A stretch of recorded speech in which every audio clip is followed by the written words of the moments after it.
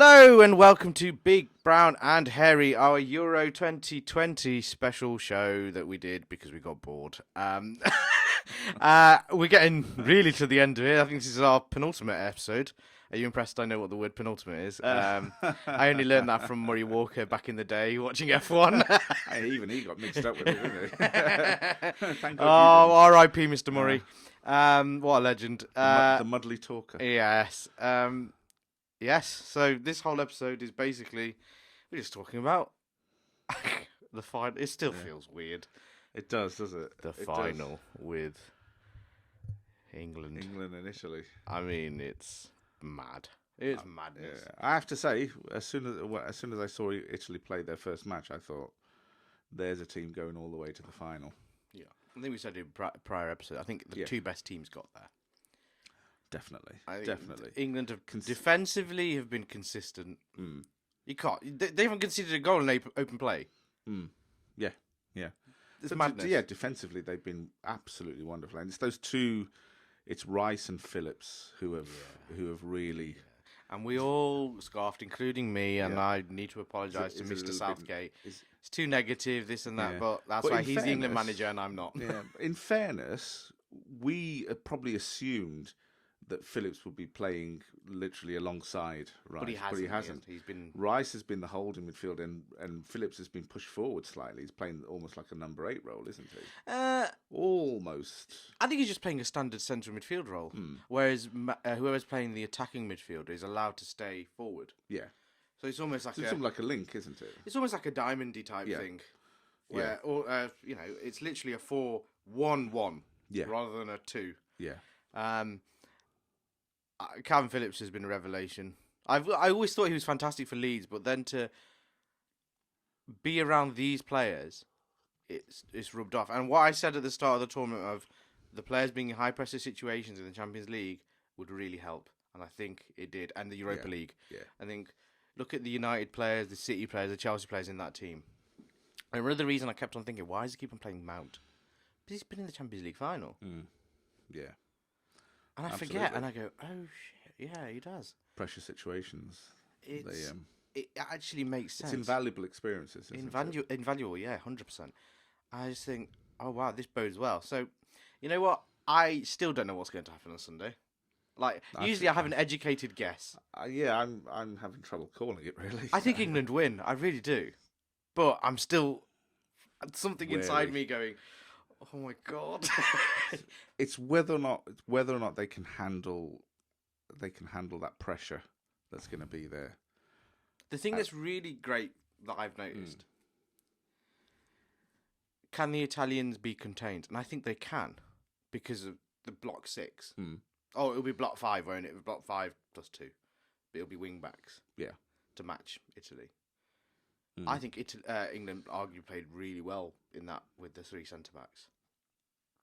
Yeah, I think so as well. Yeah, I think, in a way, that sort of makes England a lot more sturdier, and going forward, there's more space because Kane's a bit isolated, yes, but when you think about whoever's going to be on the flanks, they're going to be full of pace.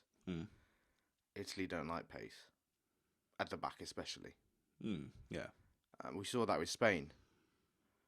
Yeah, that's what I'm thinking as well. I'm thinking if England have a chance, they've got to stretch Italy just like Spain did. They've got to play 5 at the back like they did against Germany. I think so. I think the game goes pretty much like that, and I think Italy get frustrated. Now, set pieces Italy have been scoring at, I don't think they score from set pieces against England. I don't think. I think they have a lot more of the ball, Italy. Yeah.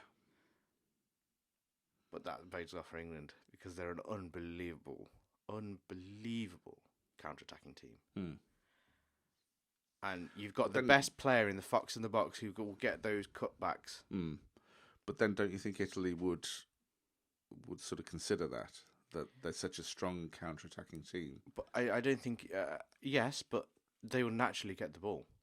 They know that. Look at Denmark even had the ball at times. Yeah.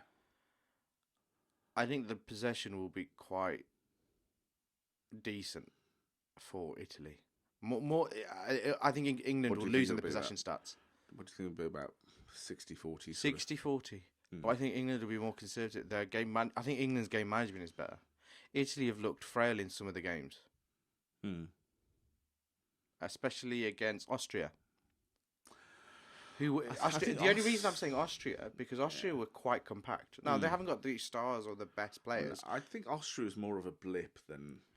No, I agree, but it was the first time they played a team that was tightly compact. Do you see what I mean? It was a properly organised team. Yeah. Now, they're not the best organised team in the tournament. England are. If England do that and some, Italy struggled to break that down. And it was only because of extra time and fitness. Now, I'd argue England are one of the fittest teams out there, along with Italy. So if you've got the likes of Raheem Sterling running around like a madman, running around like crazy for 120 minutes, then I think absolutely. I think probably the fittest team out there. 100%. And I genuinely think the likes of Guardiola, the likes of Klopp being managers in the Premier League goes a long way to explaining why they're the fittest team out there at the moment. I think the way Southgate runs, it's probably carried it on, just listening to some of the reports that are coming in about their training sessions. Apparently, it's quite hard. So good, because to play in that system, you have to be fit as anything, and we don't take that into account when we think about these flair players. Because you didn't think Greenish had an injury before the tournament. That's why he hasn't been playing as much. That's why he hasn't been starting, because he's not as fit as the other. It's just a fact. I don't think Southgate trusts him defensively a little bit as well. I think. But that's fine. He knows his role in the team. Yeah. And when he comes on against Germany, in this game, if we play three at the back, Grealish is unbelievable. It happened against Germany. You imagine against a tired legs, Grealish comes on. And those Italian old 35, 36-year-old legs are going to be tired. Yeah, no, absolutely. And arguably their second best player, Chiesa, came off with an injury. Did he? In extra time. He did. Yes. And he's the only player that gave him a little bit of bite. I did that. I did the proper Italian then. Did you see that? Give him a bit of bite. Ignore that accent. If he's not there, who penetrates the back, the defence? He was the one. Chiesa was the focal point. That's a big if, though, isn't it? If he's not there. He pulled a hammy. He's not going to be 100%. You can't just fix that in 4 or 5 days. No, you can't. And he looked gutted. I'll wait to see what. And the replacements. Emerson at left back is not Spinazzola. He tried, but he's not Spinazzola. He's eaten up by Kyle Walker. Eaten up for breakfast. Eaten up. Easy peasy. Chiesa was the concern against Shaw, but Shaw's a fantastic defender. But Chiesa would be the second best, in my opinion. He scored a wonderful goal. Other than that, what did Italy do? Be honest. What did they do in that game? Against Spain. Against Spain. No, it's like I said, they did. Spain. So if Chiesa's taken out, what is their focal point then? I see the point that you're making. I see the point that you're making. Because everyone else they've been proven to be able to, you can handle them. Yeah. Chiesa was special. He's a special little player. Yeah. No, listen, I see the point that you're making. But again, you're talking about things on paper. True. Talking about things on paper. True. And I think this is why I'm saying that if England can handle the pressure of that situation, because Italy can. They're a battle-hardened team. Yeah, we got to take that into account. Yeah, they're a battle-hardened, experienced team, and the pressure situations they do every day. Arguably, they've had a tougher run to the final as well. Oh, of course. So they built up that experience as well. So if England can handle the occasion and handle the experience, then they've got a great chance. They've got a great chance of winning. Either team. This is one of the most... But it's an 50-50 game, this is. It's an utterly compelling... 100%. Utterly compelling game, because this one you can't call. This one is going to be very, very tough to call. It wouldn't surprise me one little bit if England won. But by the same token, it wouldn't surprise me one little bit if Italy won. I agree. I really think this game will come down to mistakes, Mm. and I see England making no mistakes. They don't make mistakes, this team, in this tournament so far. Apart from Jordan Pickford, See, for me. that free kick. Not the free kick. Oh, do you mean, he's haphazard? Eh.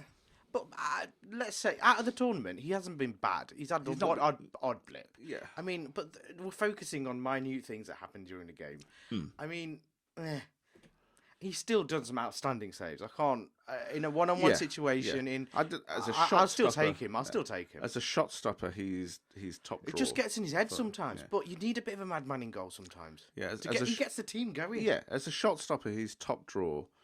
But there's, I don't know what it is. So there's still a part of me gets a little bit anxious when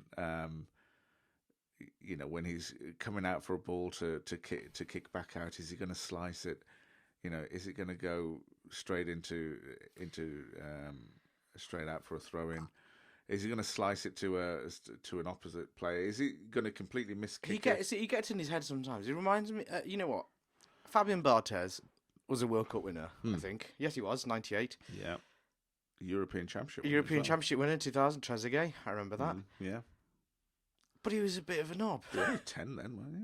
Yeah, 10? I remember that, though. 10. Trezeguet with extra time. A golden goal, that was back in the day. Golden goal, yeah. He was still a good goalkeeper, but he just has a few lapses in concentration. One thing I do like about him, he gets the defence going when they start getting pressure out. He pushes them out. Yeah, which we haven't had a strong goalkeeper like that. I will take him at the moment. I don't care.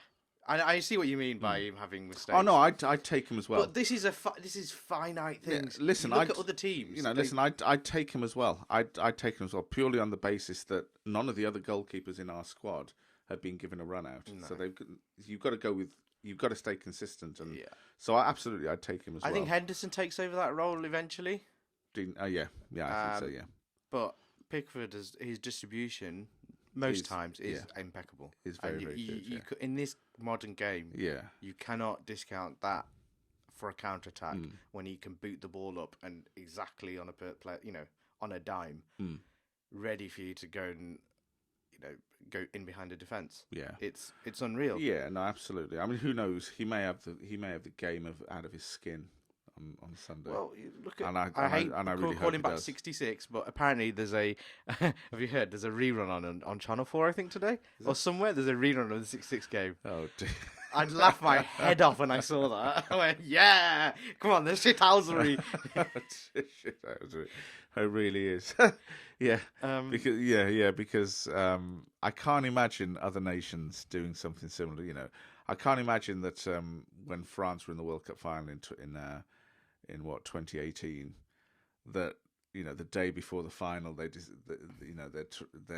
television stations decided to run the 1998 World Cup final or something like that. They probably did. We just didn't know about it. I love it. I can't imagine they would. I love it. It's almost as though that we hang on to the past so much. We've got nothing else to hang on to. Now we can make history. But let's just say England win this. This is going to be on repeat forever. Yeah. I love it. Let's just say England win this little jamboree on Sunday. Yeah. How long are we going to bang that drum for? Oh, forever. I will. I'll be guilty of it. I will mention it every episode of this show. I want to win, celebrate it, and I want to look forward. One thing I saw something that was unbelievably mind-blowing was, do you remember when Greg Dyke was in charge at the FA? Yeah. Right, so he said, and I can't remember when, in the early 2000s somewhere, he said, by 2020 Euros, we want to be in the finals. Yeah, I remember that. And in 2022, we want to win the World Cup. I remember that. And they showed it, and he said the finals, and then win the World Cup. He didn't say win the Euros, but he said in the finals. Yeah. Wow. I remember that. And Gareth Southgate was the man. We don't give him credit. We give him credit for being the manager, But from the under 21s or under whatever it's called, from the youth system, he set up these studies on Germany and Italy on how they set up their team and why they always consistently got to latter stages of tournaments. He commissioned a researching thing about the whole, their whole tournament play. Got the results back. What stats, and he worked out it was defense. So what you've seen in the tournaments progressing from the World Cup he just dealt with what he had. Yeah. Now he's really had time to set this in these teams. The under 17s won something. The under 19s won something. The under 20s have won something. And all those players in those teams are in this squad. Foden's, your Rashfords, Bellingham's, the Sanchos. Bellingham's, the Sanchos. Yeah. And you go, oh, okay. Yeah. This is all Southgate. Yeah. You can't take that away from him. No, absolutely not. It makes me even look like even more of a god. Absolutely not. I absolutely wholeheartedly agree with you. In fact, Southgate strikes me as being an Englishman. He strikes me as being a very un-English manager. He's nerdy. Nerdy. I took the piss out of him being nerdy, but he's true. But also very continental. Smart. He's clever. He's very European. He's not the typical English manager. Previously, English manager 4-4-2. You lose the ball, get back to the goal. Stick to what you know. Get back to the goal and defend your line. Look at this team. They can flip the formation like that and be fine. Now it's against Denmark. Put 3 at the back. Yeah, I mean now it's you lose the ball and it's an immediate press, immediate continental style pressing. Slow play. In time, game management. I know it's a term that likes to be thrown around. Slow the game down sometimes. Yeah. Then speed the game up. Yeah. Then slow the game down. Then speed it's better than being fast paced all the time because the attack gets used to that. So be unpredictable with your attacks. Yes. Yeah. They're very. Oh my god! Yeah, that's what they're doing. They're very, very canny. So when I see players go, "Oh, stop passing it around the back," that's because they're waiting, being patient, drawing them in, waiting for a lapse in concentration. Then bang, hit them. Not only that, conserving energy as well. Conserving energy. Yeah. Look. Have we had many injuries really? No. One. Saka. Yeah, that's it. Yeah. And it was only a light strain. Yeah. He immediately played in the next game. The game after. The game after, he could have played in that game, but they wanted to, rest. Yeah. They used your squad. Unbelievable. Yeah. But anyway, we'll be back in segment 2 to talk about more of England. More of the same, please. More of the same. More of the same.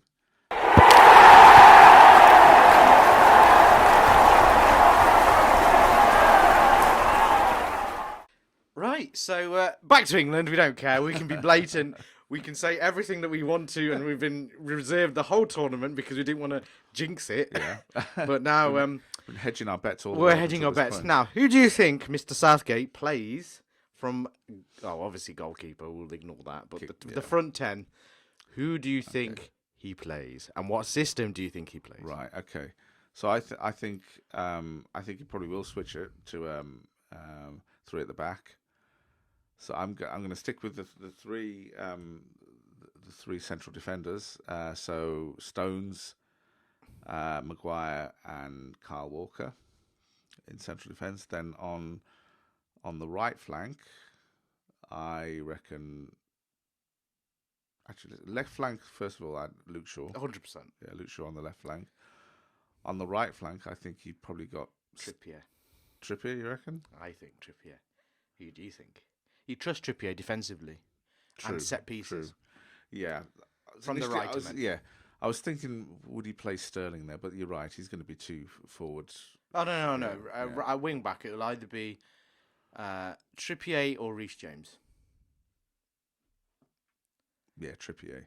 I think he plays Trippier for his experience. I think if it went ultimately completely gung-ho, then sort of Sterling. But no, you're right. Sterling. Well, it doesn't really matter who you play on that right, because you've either got a Champions League winner, yeah, or you've got a La Liga winner. Yeah, I think I'd probably go Trippier because of his experience as well. It might be too big an occasion from the start for Reece James. I think But you won a Champions League. You can't deny that. You've played No, the game. true. But you've also with Trippier, you've also got somebody who's He's more defensively minded. He's more defensively minded. A and B, of course, he's also played in the latter stages of a World Cup as well. Yes, So and he's got a fantastic delivery of a cross and a great set piece from the right hand side. And also of course good with free kicks. That's what I free mean. Kicks, yeah. Set pieces from the right hand side. So the corners from the right hand side and Shaw on the left hand side, or in swingers or out swingers. It's not bad at all.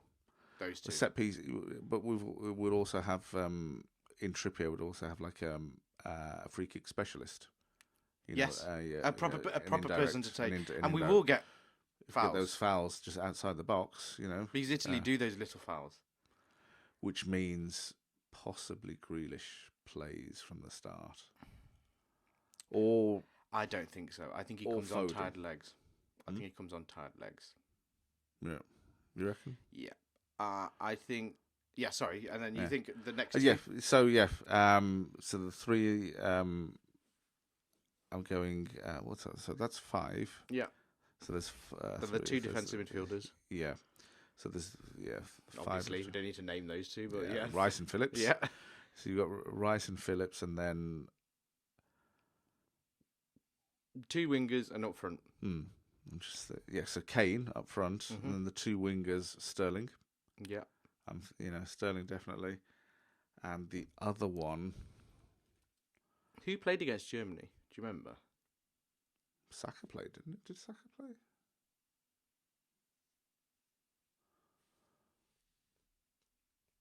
I can't remember who played against Germany. Looking up on the old. Because I think he's going to play a very similar team to what he played against Germany. I think Sterling on one side and possibly Foden on the other. Because I think again those intricate sort of, those quick legs, quick fouls. Foden can draw those in. So I'm. He did play Saka. I am wrong. I think he might go with Saka again. So he played Kyle Walker, Stones, Maguire, Trippier, Phillips. Oh, he did play Trippier on the right. Trippier, Phillips, Rice, Shaw, Kane, Sterling, Saka. I think that's the team. You reckon Saka plays? I think it goes Foden. I think if you play that system, you need pace. Yeah. So Sterling and Saka will just be nuisances to that Italian defence. With Foden, he's fantastic, but he's not going behind the defence. He's controlling the ball, keeping the ball at his feet, and playing you through. Yeah. And he'll beat a man. Whereas Saka and Sterling only care about cutting inside, cutting outside, beating a player, passing the ball. That's all they care about. Pace. They're quicker than Foden. They just are. No. I think he goes with that again. I really do. Does he? Okay. Does he go with Saka or does he go with somebody else? I'm just wondering if this. Imagine Saka being the player to start all that. Amazing. I love it. I just wonder if he's going to start him in a final. We've started him against Germany, big game. In that sort of occasion. He started in the semis and he started him against Germany. I wonder if he plays a blinder and maybe plays Sancho. Or he could play Sancho. It doesn't matter really. Whoever plays that right. Sancho or Saka in my opinion. Yeah. Me personally, I'd probably go more for Sancho. Purely because I think he could probably handle the occasion. I don't think that's a problem with this team, the occasion thing. I really think Saka is in all the games that he's been put on, they have been occasion games. Germany, he trusts him. The last game, he trusted him. Yeah. The only reason he didn't play in the quarters is because he had a slight knock, so he played Sancho. But I think he goes with Saka personally. But either or, I have not. Yeah. Either or, I have not bothered. I just get the feeling that against an Italian streetwise Italian team, I just get the impression that Sancho would be a little bit more effective. Either I see either of them being effective. I really do. Because all that. I said all that. The only thing that is missing from that Italian team is pace. Now that left back, position is where Spinazzola was playing, and it was fantastic. Yeah. Now, if Spinazzola was playing, you'd play Foden. Hmm. You need that technical player around that. Yeah. No, I agree with you. But Spinazzola's not playing. It's Emerson. Saka eats him up all day. Sancho eats him up. Either. Listen. I agree with you in the sense that we need the pace. I agree with you there. The reason I'm just a little bit hesitant over Saka is because I don't think he has the strength that Sancho has, and I think with those Italian players, he might get a little the foul here and there, but because he possibly doesn't have the strength that Sancho does, if he goes down too much, that might play into the referee's mind, and the referee might say, "No, actually, you're going down too much. That's not." Interesting point. It's what's his name? Was it Cloisters, whatever his name? The referee. He's a very strong referee. Yeah, he's already had problems with the Italians being little shitheads. He doesn't take it for, he doesn't give away cheap free kicks, right? Which I like. Yeah, and he will give yellow cards for shitty little fouls. Mm-hmm. Okay, and that's what Italians are going to be. A game. They're going to break up the play constantly. I think a couple of days ago, I think they said there was some sort of newspaper headline that the Italians sent a message to the referee or something like that. Oh, the Italian press are mental, aren't they? Yeah. They're just as mental as our press. All the sort of the propaganda has been coming out over the last few days. Oh, it's hilarious. I think I saw it on Sky Sports News where they were going through the Italian papers. They didn't even address England's win. They were what were they bothered about? Oh, something else. They were bothered about something else. I'm sure I didn't see it, but I'm sure some of it was about the penalty in the last game. Oh yeah, they were saying, it's soft penalty. But you know what? The more I look at it, it's not. You can't knock. Imagine running that quick and getting knocked. You're going to fall over. It's hilarious. Do you know what? I'm liking it. Us being on the other side. Yeah. It's always us, as consistently throughout tournaments, taking crap. Not getting the rub of the green. But I think it's not only that. I think in any sport, as competitors, as sports people, you go out there and you accept that you're going to get good luck and bad luck. Sometimes it works in your favour, sometimes it doesn't. You accept that. You accept that as part of the sport that you're playing. You accept that as part of life. Now, if it was a soft penalty, I personally think it was. I thought it was a soft penalty. But if we got the rub of the green, that's just the way the cookie crumbles. I thought it was a penalty. He got hit. Those are the breaks. Don't touch him in the box. That's it. Yeah. They didn't have to. They did touch him twice. Yeah. And when you do that in the box, the player is going to fall over. It's not like he didn't get touched.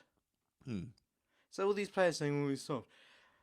I defy anybody to run at the pace that Sterling was, and to get clipped like that on the knee, and you're not going to fall over. Fuck off. Yeah, the interesting thing is that previously, of course, England teams and England players have been fated for their gentlemanly style of play, which is a complete anathema to the continental style of play, that streetwise kind of play. Going down in the box with that streetwise kind of, get into the box, intricate sort of running pace, get, slightest touch, go down, get a penalty. This gamesmanship, trying to win a penalty. England have been lauded and fated for their gentlemanly style of play, not going down unless it was genuine. Now they're playing the continental style, playing them at their own game. I'm sorry, Italians have been known to do this. Yeah. French have been known to do this. Spain has been known to do this. Absolutely. Just because it was a penalty. I mean, he got hit, he got touched. He just chose to go down. If it's good enough for these teams, why is it not, unfortunately, it's the way the game is, and he didn't dive, he got touched. Yeah. Let's make that clear. So it's just funny, all of Europe and Scotland and everybody. The saltiness has been fantastic. Yeah, it's that beating of that drum. It's a soft penalty. It should never have been. I kind of like it. Unfair. Well, but I hope it doesn't sway the referee into making a bad decision. Yeah. If England get a penalty call, an obvious one. But the beauty of it is VAR will cover that. Yeah, but that's why I'm thinking. Go back to that original point, I guess. That's why I'm possibly thinking he might go for Sancho because if Saka doesn't have the sort of strength, he could go down more. With the pace, he could go down more, and that might play into the referee's mind. Well, hang on, why is he going down so much? I see your point, but the person playing left back is Emerson, who isn't even in the Chelsea team, is he? No. He played all right in the last game. Yeah, but he didn't really have anybody on the round side to really trouble him. He had an ageing Spanish midfield. Yeah. Emerson gets eaten up by either Saka or Sanchez, so either or for me. But that's the only position I think is disputed. Really, don't get me wrong. Don't get me wrong. I'd be happy with either or. I just get a feeling maybe tactically, and that might sort of be in the thinking of Gareth. I don't think he drops Saka. I think Saka's been the one. I think Saka possibly comes on later, tired legs, and he's got pace. Even Sancho. It doesn't matter really. Those two are intertwined. I think Saka really was fearless in that Denmark stayed when they took the lead, and Denmark were like, "Oh my god, we're in the lead," and then Saka got in behind. It was a wonderful ball from Kane. Yeah, but Saka was always trying to get in behind. Sancho likes to hang around he cuts inside. He likes to hang around on the touchline. That's his area. Yeah, and cross the ball in. I think with Chiellini and Bonucci, crosses aren't going to be heading balls is not going to be a viable option. So the viable option would be getting in behind and cutbacks. And there's only one player who can do that properly. I mean, a couple of players. Yeah. Saka does that brilliantly. They can't handle his pace, and they don't want to touch him in the box. Sancho is more of an outplay. Sancho is a special player. It's such a wonderful problem to have, isn't it? I hear what you're saying. Throughout all of this, we're not even talking about Bellingham. Bellingham. We're not even. When he's come on, I know he's only 17, 18. 17. Well, he's 18 now. He's had his birthday in the incredible, absolutely incredible. The composure on the ball. Next year, when the World Cup happens, my word, he's going to be an asset. Yeah. This team is going to be an asset. Very much. Think about this experience for the World Cup. They didn't fear anybody. The 2018 experience as well. It all counts. The experience of the Nations League. Getting to the latter stages of European Championships Cup final as well. It bodes against any building team up very nicely. Usually, when you pit England up against prior tournaments, France or we get in Italy or whatever, and we always go, "Oh, we're a bit of the underdog," but once we actually fancy it, we are just as good, if not better. It's just such a strange. Yes, we're not used to it.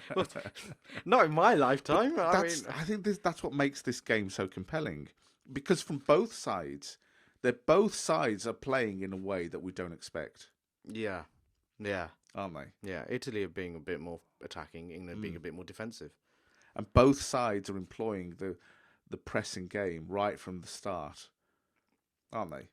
If England can, you used to make a good point. If England can soak up that pressure, which they can by keeping the ball, from Italy do tire out. We saw it. Yeah, they're getting injured.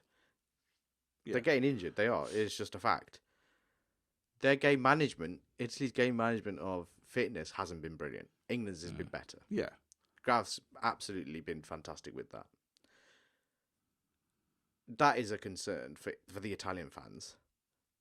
Can they keep up that press against England's press? Now, England are clever. They press when they want to press, when they need to press. Yeah. Or they target a player. Now, they may target the back too. Okay. Just to make a point, I think they do. I know they're fantastic defenders, but you can get in behind them. You get in behind them, you're going to score. The other thing that we haven't talked about, and we're going to briefly talk about before we go through our predictions, is their goalkeeper. He's fantastic. Oh, Donnarumma. At 22, that's outrageous. And he's massive. He's an incredible keeper. Massive. And the fact that he's gone to PSG on a free is outrageous. Yeah. How on earth did that come about? I mean, Talking of PSG, just quickly, Sergio Ramos yeah, and Hakimi going. Wonderful signings for yeah, PSG. yeah. But Donnarumma as well is rumoured to go. Donnarumma. Oh, Wonderful, please. wonderful goalkeeper, I have to say. For his age as well, There to was have a- 30 plus caps is Yeah. outrageous. Which was it? The game against Spain where he made a save. Again, diving save to his right, and really, really strong right hand. You see on slow motion when they do a replay with goalkeeper saving. You see when the ball comes in contact with the hand. Most goalkeepers, you see their hand sort of deforming slightly with His the, is with just the like force, a bit of cement, like a wasn't rock. it? Yeah, it's outrageous. Absolutely like a rock. He's absolutely huge. And this is why I don't want this to be tight and go to penalties, because he's just a bigger presence. Yeah, But Pickford's a bit mental. He might disrupt. That's another Yeah. thing. So we don't know. Yeah. But yeah, let's not talk about penalties. Let's not use the P word. Quickly before we go, the all and last prediction you'll make for the tournament. What do you think? What do you think the score's going to be? I'm going to let you go first because I'm going to decide right now. Like I said earlier, I can see both. It wouldn't surprise me if either. I would. But where are you going? I would dearly love for England to win. I dearly love that. And what I hope is that when people watch this, completely different sort of subject matter but related. What I hope is when people watch this, they realise that people from our background, we do support England. We do support. Oh the Brits. yes, we're Brits. We're Brits. We're English. We want them to win just as much as you guys. I would dearly love for England to win. Extra time, I think this goes to. I think England overwhelm Italy with their pace, like a Premier League game almost. Because I think that's their natural game, but also the pressing has come into their natural game now. They're an all-round team. I'm going England 2-1. Okay. I think. But by the same token, it wouldn't surprise me if the Italians won as well. But that's not even. But that's a prediction. You're going for a prediction. That's not even coming into my mind. My prediction. No. I think this goes the way England and Germany did. I think this is 2-0. Right. Okay. And the only reason I'm saying I think the Italians are tired. I think They've had an extra day to recover. But they're 78. I think that their main players, the two positive forces, are not 100%. Well, Spinazzola is definitely not, but Chiesa's not 100%. I think England have too much. And I think Grealish, again, is the star of the show. He comes off the bench and they score late again, 70, 80 minutes. Left again is going to be 0-0 for ages and then 2 goals. Italians have heart. You can't give them that. But England have too much defensively and too much on the wings. I mean, Italians have heart. They have nous. They're streetwise. And I think Italians' fortunes will depend a lot on if Chiesa doesn't play. Yes. And also, the other thing is, Italians are a great team, but they don't have standout players. Except that could be a good thing, though. That could be a good thing. That could be a very positive thing. But on the other side, we have arguably one of the best strikers in the world. And that strikes fear into their hearts. So, it's a compelling game, as you said. Yeah, I hope England win. Compelling. 2-0. Come on, please. That please. matters, Just in my lifetime, just to see a trophy would be... And also, I want a bank holiday. Boris has already said he's going to give a bank holiday. Such a populist. I don't give a shit. I'll vote for him for that. No, I won't. He judges the mood and then dishes out something. He's such a populist. But anyway, let us know what you think. The usual comment, like, share. For the last time, then, before we find out what happens in the final, before we react to that, either we do no episode or we do an episode if we win. I mean, I feel drunk with happiness, quite giddy about it even now. I'm going to be a nervous wreck tomorrow. But do let us know what you think, and hopefully we'll see you either Sunday evening or Monday morning. Yeah. in a better mood than we Hopefully are. with big smiles on our faces. Hopefully, Massive hopefully. smiles on our faces. Hopefully. We'll Come see on, you soon. England. Come on, England. Come on, England.